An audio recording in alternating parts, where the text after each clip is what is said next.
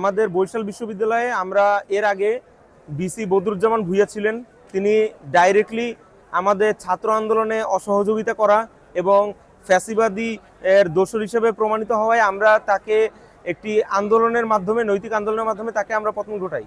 কিন্তু পরে 5ই আগস্টের পরে আমাদের নতুন যে উপাচার্য আসেন, তার কর্মকাণ্ডে আমরা স্পষ্টতই প্রমাণ পাই যে তিনি স্বৈরাচারী হচ্ছে বা ফ্যাসিস্টের দোসর হচ্ছে ডক্টর প্রফেসর কলিমুল্লাহর একজন খুবই ঘনিষ্ঠ সহযোগী।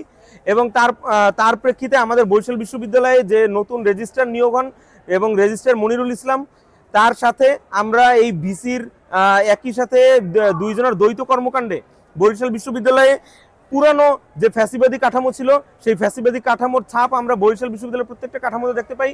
এবং শিক্ষার্থীদের ম্যান্ডেটবিহীন বিভিন্ন কমিটি এবং শিক্ষার্থীদের শ্রদ্ধাভাজন যেসব শিক্ষক বরিশাল বিশ্ববিদ্যালয়ের সম্মানের সাথে এবং শ্রদ্ধার সাথে তাদের কার্যনির্বাহ করে আসতেছিলেন, সেই শিক্ষকদের অবমাননা করা হয় এবং আনঅফিসিয়াল বিভিন্ন ল্যাঙ্গুয়েজে এবং উপাচার্য এবং রেজিস্ট্রারের দপ্তর থেকে বিভিন্ন লেটার্স, এগুলোর লিক আমরা দেখতে পাই। এবং আমরা বর্তমানে আমাদের বরিশাল বিশ্ববিদ্যালয়ে যে বর্তমান রেজিস্ট্রার মনিরুল ইসলাম, তার সামাজিক যোগাযোগ মাধ্যমে বিভিন্ন অশ্লীল এবং কুরুচিপূর্ণ ভিডিও আমরা প্রকাশ হতে দেখেছি এবং তার নৈতিক স্খলন স্পষ্ট।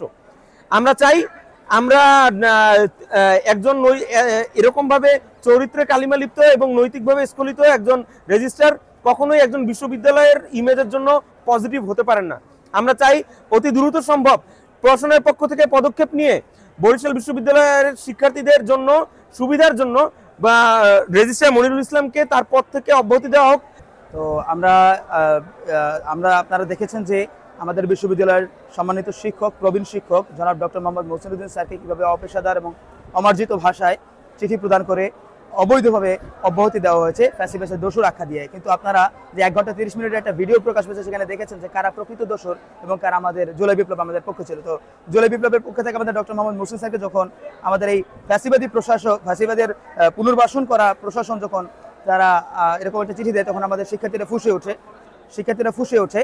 তো তারপর থেকে আমাদের আন্দোলন চলমান হয় এবং আন্দোলনের পর আস্তে আস্তে যখন আমরা বিশ্ববিদ্যালয়ের আরও প্রশাসনের বিভিন্ন ধরনের অবৈধ কর্মকাণ্ড প্রকাশিত হতে থাকে, তখন আমরা বিভিন্ন ধরনের পদক্ষেপ আস্তে আস্তে নিতে থাকি। তো সেক্ষেত্রে দেখা যাচ্ছে যে আজকে আমরা যে আয়োজন করেছি, আমাদের যে বর্তমান অবৈধ যে রেজিস্ট্রার রয়েছেন, আপনারা জানেন তিনি সাবেক যে মনপুরা উপজেলার সাবেক আওয়ামী লীগের সহ সভাপতি তিনি ছিলেন এবং ফ্যাসিবাদের একজন কট্টর দোসর।